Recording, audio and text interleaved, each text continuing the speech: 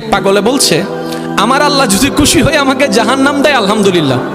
এবার শিক্ষিত সমাজ যারা আমাদের মতো কিছু আছে না, বেশি পণ্ডিত, এবার যাই বলতেছে সবাই চাই জান্নাতে যাইতে, এই পাগলে চাই জাহান্নামে যাইতে। কত বড় গাদা।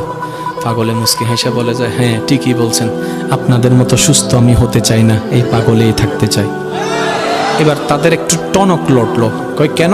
সবাই চাই জান্নাত, তুমি চাচ্ছ জাহান্নাম। বলে যে ভাইয়ারা, আপনারা মনে হয় আমার কথাটা খেয়াল করেন নাই। আমি বলেছি আমার রব যদি খুশি হয়ে, আমার রব যদি খুশি হয়ে আমাকে জাহান্নাম দেয়, আমি সেটাও নিতে রাজি। বলে যে এখনো বুঝলাম না।